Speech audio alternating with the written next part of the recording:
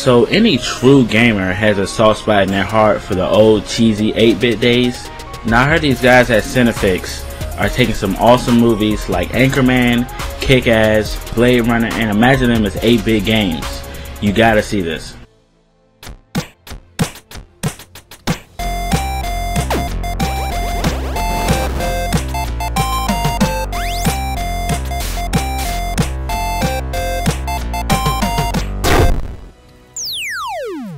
Come on, that had to put a smile on your face. Click right here, right now, and subscribe to that channel and watch the whole series. And don't forget, you guys can leave a comment and suggest some movies you guys want to see. So I promise you guys will not regret it. What up, YouTube? It's No Change, and I am back for another commentary. And this is the highly anticipated matchup to finish off the regular season. The Cincinnati Bengals versus the Baltimore Ravens. And if you missed the first matchup between these two teams, I pity you, because it was a great matchup all the way down to the last possible second of the game, down to the last whistle. And I advise you to check this one out after this one, even though you will look at it out of chronological order, but still do not miss that game. But as you guys see, Ray Rice is just tearing us up already. But this matchup holds a lot on the line. A lot is at stake here. As you guys know, that the Ravens defeated us earlier in the season, so they already lead the series 1-0. They are, I want to say, 11-4 right now. I'm sorry, 11-4, and we are 12-3. Okay, so if we end up losing to them here today at Paul Brown Stadium, we will have a tie record at 12-4. So that way the Bengals will not be the division leaders, because we have been swept by the Ravens, and that way they will get the tiebreaker due to them sweeping us and us not being able to defeat them all year. So a lot is riding on this game. I believe if we win this game, we get a first round bye, and I believe if they win, they do, because the best team in the AFC, I'm sorry, I take that back. If we win, we get the first round bye. If they win, they will need the Broncos to lose so that they can get the first round bye, by the way. So we get it if we win. They need somebody else to lose in order for them to get it. So let's just hope that we can get the first round bye and the division leadership, as we're going to hit Eric Decker over the middle. And he has been a great pickup. One thing I also want to talk about before I commentate this is that a lot of you guys say that I need a second receiver, but I don't know if you guys missed it or missed how he's been playing. But I went out and got Eric Decker, and he's been playing great. I may move him to a slot if need be, but Andy Dalton will be picked off right there. Like I said before in previous episodes, Andy Dalton's deep ball just is not good enough. He had a man open, but didn't get the ball out there, didn't get enough under it in order for him to catch it. But look at this terrible wow, I am so sorry for how terrible that looked. I'm diving in midfield because I thought I had a different player. Oh man, I know this is painful to watch when you guys see me miss tackles like that, but I'm really sorry. I have to get better.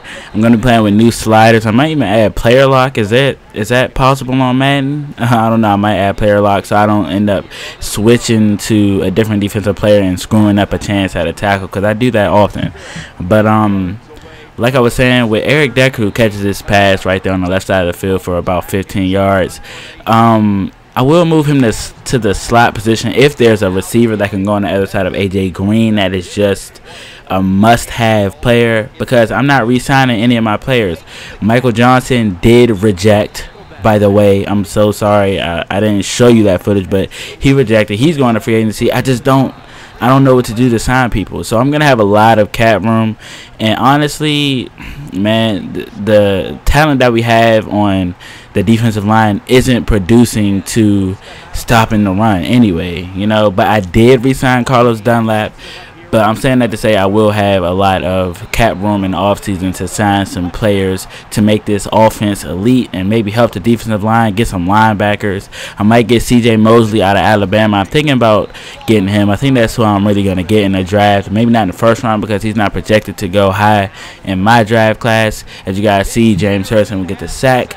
He is pretty much the only linebacker I want to keep. Him and Burfict, but I have to get rid of Maluga because he is not good enough. I'm not really happy with him in real life due to that penalty at the end of that game.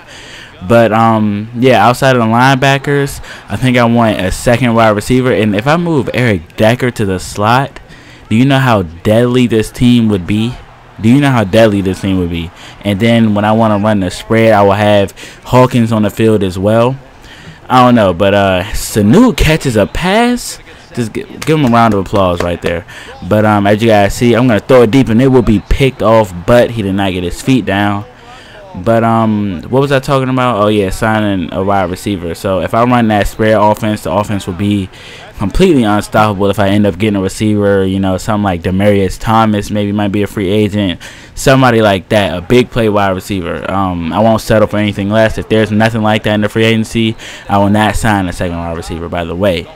And I probably won't be drafting the quarterback until like the 5th or 6th round. One of the guys that are physically gifted who can run that option. I will not sign Tim Tebow, by the way. Some of you guys were asking for him to be signed by me, but I will not sign Tim Tebow. I'm sorry. Also, that's mainly because if I'm trying to be realistic, I don't want that circus brought to Cincinnati. You know what I'm saying? I don't need the media and all that distracting our players. But I think jersey sales may go up if I get Tebow, if this game is any realistic, because Tebow does have fans. And jersey sales for him may go up if I do sign him. Enough about that. We have a very good game on our hands here at Paul Brown Stadium. The Bengals have battled back to only be down by 3 right now. And as Ray Rice will get a very nice rush. And he has 9 rushes for over 200 yards. And Flacco will find a wide open Torrey Smith for a very nice reception. Pretty much has been shut down before that reception.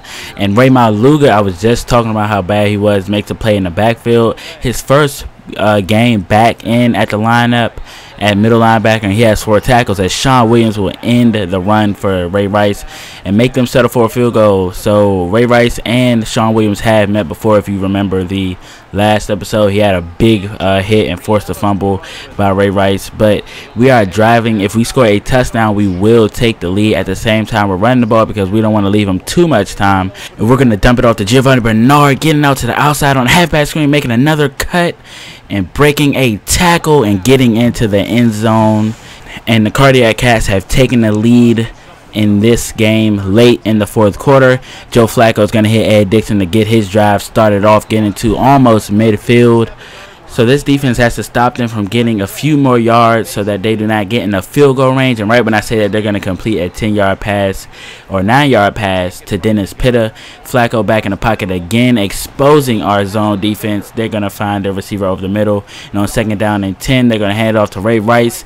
And you guys see they are in field goal range. So I'm just going to let them score once I saw he got open space so that the Bengals will have a chance to score. And they're going to go for 2 right here to make it a 7-point lead. Rolling out to the left side of Joe Flacco, back out to the right side, and he's going to find Torrey Smith off of his back foot. And you guys see Leon Hall is celebrating about that, so he's happy. I don't know why. But we're going to hit a short route to Tyler Eifert, getting the first down right there. And we have 1 minute left with all our timeouts to get a touchdown. We're going to find A.J. Green on the right side of the field. And to be honest, Andy Dalton has not been completely efficient in situations like this the last few weeks.